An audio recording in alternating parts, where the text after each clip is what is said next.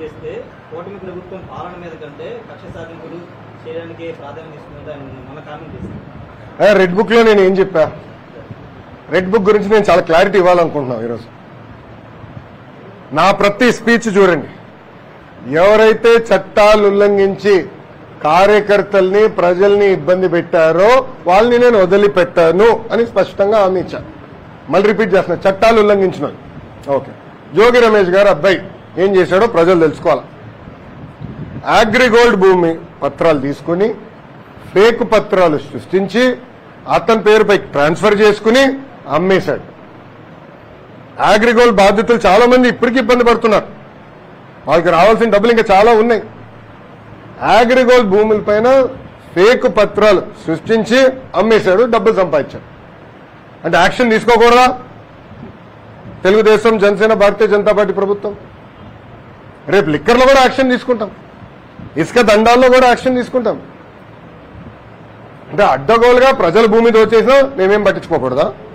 మేము ఆనాడు హామీ ఇచ్చా, ఊరూరు మాట్లాడా ఎర్ర బుక్ గురించి.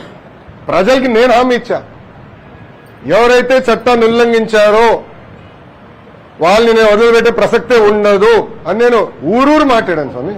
ఎర్ర బుక్ పట్టుకుని తిరిగా చూపించా ప్రజలకి. అందుకే ప్రజలు మాకు అంత అద్భుతమైన మ్యాండేట్ ఇచ్చారు.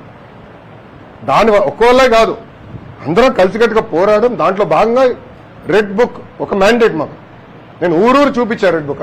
నేను ప్రతి పబ్లిక్ మీటింగ్ లో చూపించా. ప్రజల నిన్న ప్రతి నియోజకవర్గంలో మేము గెలిచాం.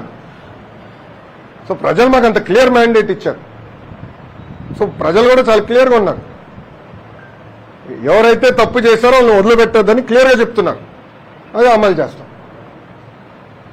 మంగళగిరి అంటేనే లక్ష్మీనారాయణ స్వామి గుడి, లక్ష్మీనారాయణ అంటే మంగళగిరి. అలాంటి గుడిలో ఉదయం పూట ఉచిత ప్రసాదం దొరకట్లేదని చెప్పి భక్తులకి ఎన్నో ఫిర్యాదులు వచ్చినాయి. అలానే మెట్ల మార్గం కానీ, పెద్ద కోనేరు కానీ ఈ పనులన్నీ అలానే ఉండిపోయింది. సో వాటి మీద ఏదైనా పరిశీలన చేసే అవకాశం ఉందా? మీ అందరు తెలుసు, ఎన్నికల ముందల నరసింహస్వామి గారు కూడా వ్యక్తిగతంగా నేను కూడా ఆనాడు ఆభరణాలు ఇవన్నీ అందిస్తాం జరిగింది. చాలా మంది నాకు వచ్చి చెప్పారు, మొత్తం గుడిని, కోనేరుని, పానకాల స్వామి కూడా మొత్తం ఆ ప్రాంతం అభివృద్ధి చేస్తే బాగుంటుందని చెప్పారు.